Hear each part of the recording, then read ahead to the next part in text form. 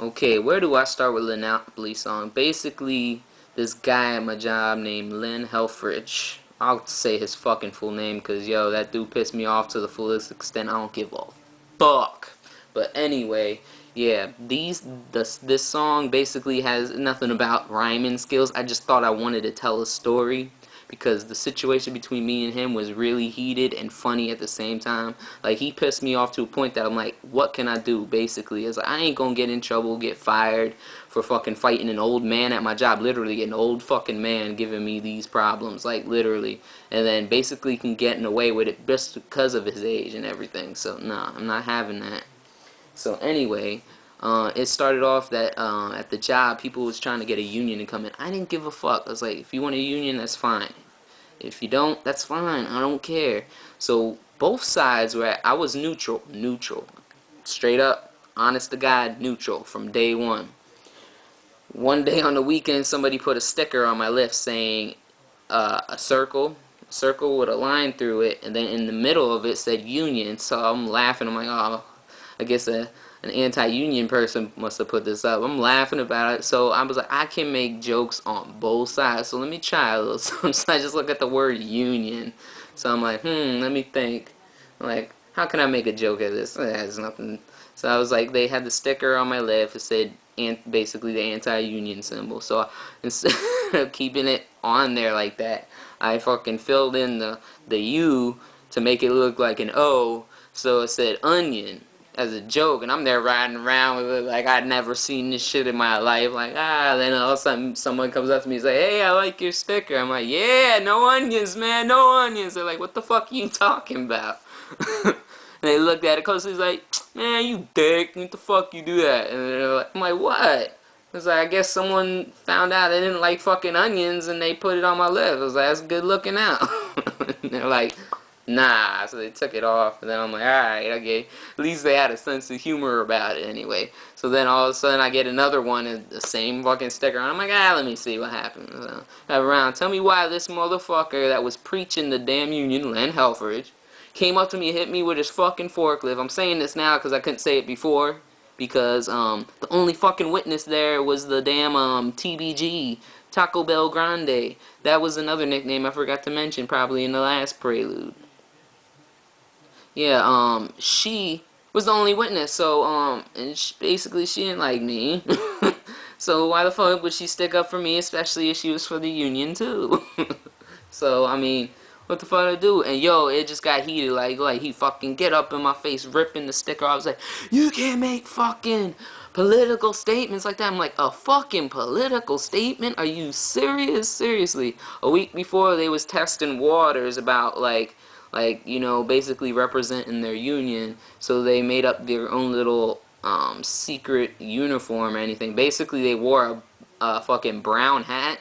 Yeah, a brown hat. I don't know why, but that was supposed to signify that they was union. Okay, so he's bringing up, you can't make political statements. I'm like, political statements? So then what the fuck was the brown hat for? And he got a smirk. I'm like, dude, I was like, I don't give a fuck about a union. If it gets in, fine. If it doesn't, I don't give a fuck either.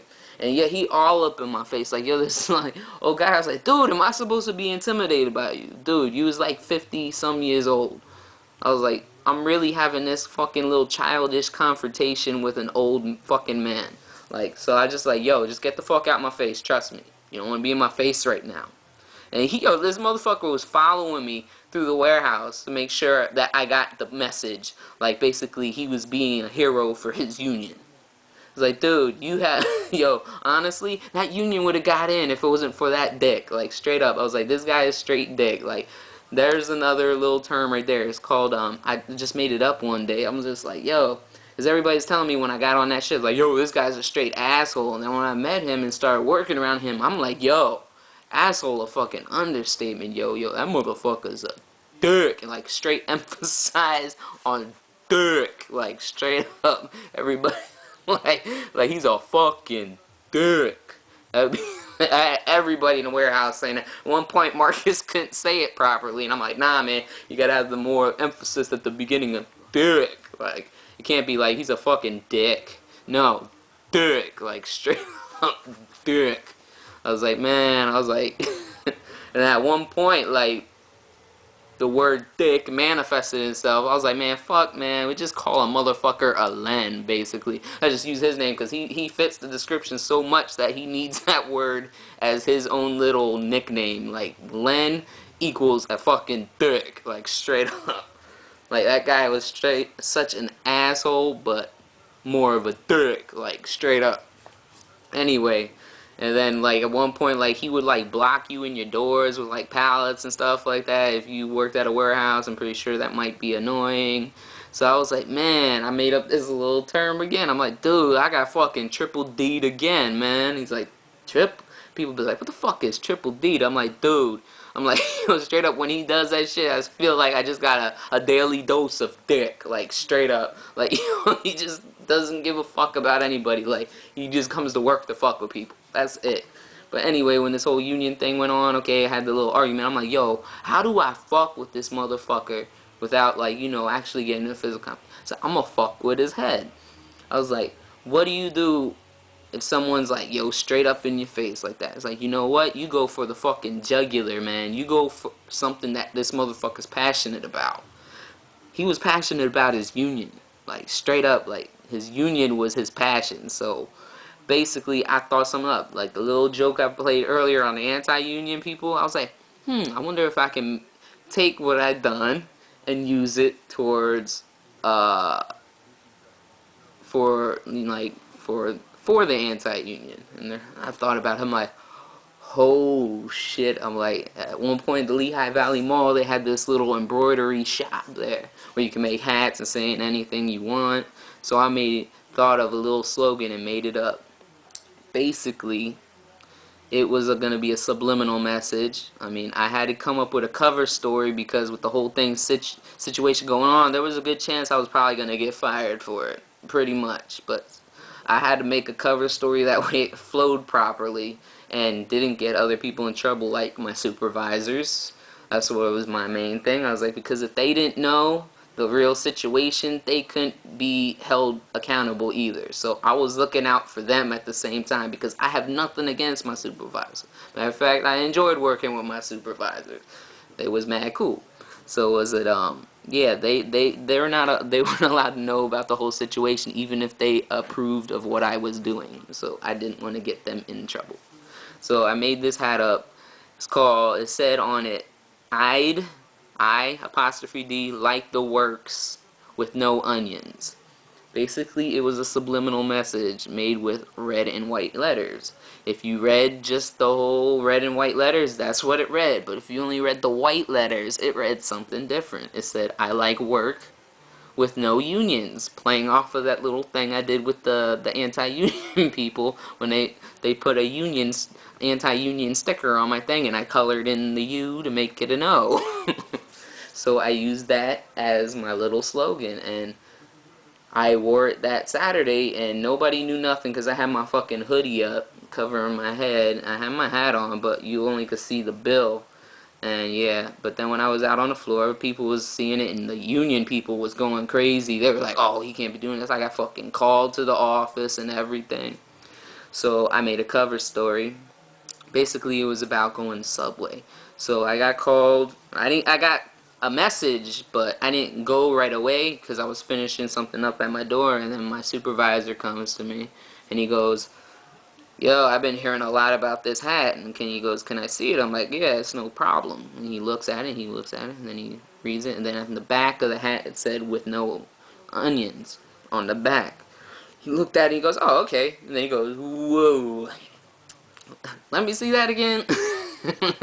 And he goes, oh, is there a reason why it's like that? And I'm like, well, he's like, well, why you got the hat anyway? I mean, I feel bad about saying this to him because, you know, I didn't want to get them in trouble, so I had to say what I had to say. It was that basically, every time I go to Subway, they ask me what do I want on my $5 footlong. So I tell them, I like the works with no onions. So I figured, instead of me wasting time telling them this information, I'd be like, look, just save the time. I'd be like, what do you want on your $5 footlong? Read the hat, buddy. Read the hat.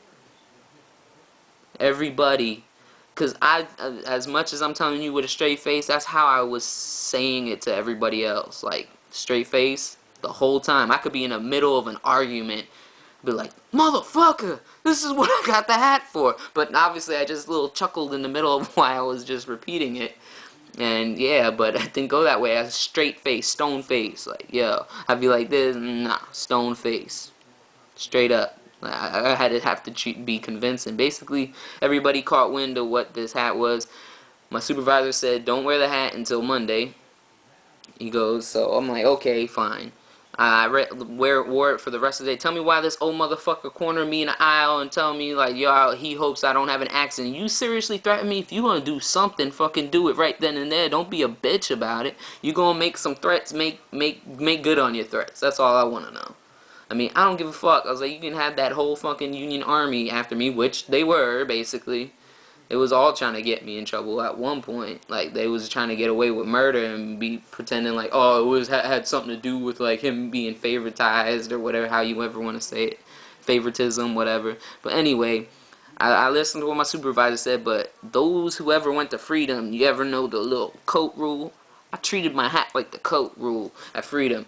You was allowed to wear it to school, but not in school. So what I did the next day, I wore my hat to work, but I took it off when I got to work. So basically, this is what I did. I came to work with my hat on the next day.